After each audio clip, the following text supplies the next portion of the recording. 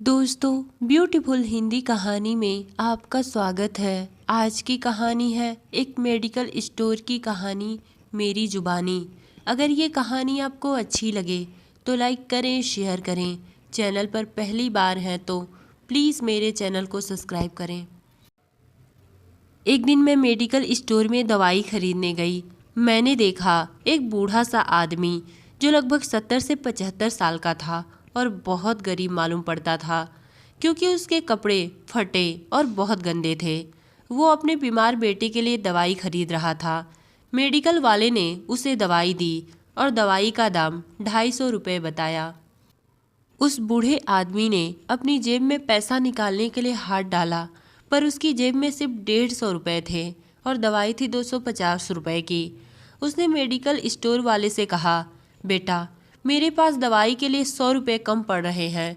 बेटा, दवाई दे दो, क्योंकि मेरे बेटे की तबीयत बहुत ज़्यादा खराब है। मैं कुछ दिनों में तुम्हारा पैसा लौटा दूंगा। मेडिकल वाला ये सुनकर कहने लगा, नहीं, मैं 1 रुपये तो कम करूंगा नहीं। आप 100 रुपये कम करने की बात कर रहे हैं? आपके पास पैसा हो तो दवाई लीजिए, वरना रहने दीजिए। बूढ़ा आदमी बोला, अरे बेटा, ऐसा मत कहो, गरीब आदमी हूँ। अगर ये दवाई मेरे बेटे को नहीं मिली तो मेरे बेटे की तबीयत ज़्यादा खराब हो जाएगी, और डॉक्टर ने कहा है दवाई टाइम से देना, वरना आपके बेटे की जान भी जा सकती है। ये सुनकर मेडिकल वाला बोला, तो मैं क्या करूं? आपके पास पैसा है तो दवाई लीजिए, वरना यहाँ से जाइए। बूढ़ा आदमी गिड़गिड़ाते रहा, पर मेडिकल वाले ने उसकी एक न सुनी। उसने तुरंत अपना दवाई वापस ले लिया। बेचारे बूढ़े आदमी की आंखें आंसुओं से भर चुकी थी। वो चाह कर भी अपने बेटे के लिए दवाई ले न सका। मेरे पास भी उस टाइम पैसे नहीं थे, क्योंकि मैं भी दवाई खरीदने ही आई थी।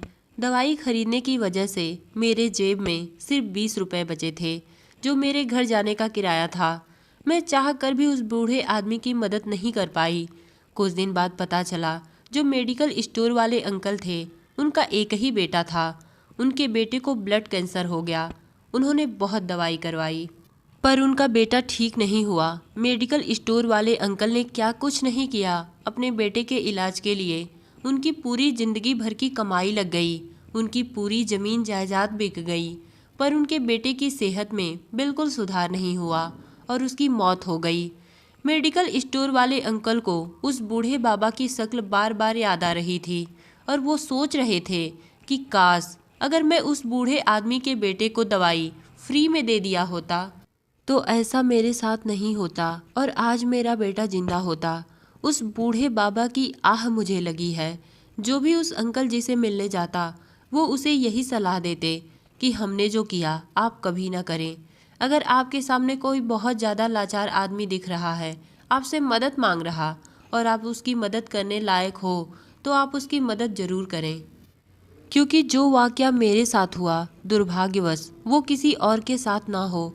इस घटना के बाद मेडिकल स्टोर वाले अंकल जी अब सब कुछ छोड़कर समाज सेवा में लग गए। तो दोस्तों, ये कहानी आपको कैसी लगी कमेंट में बताइएगा। धन्यवाद।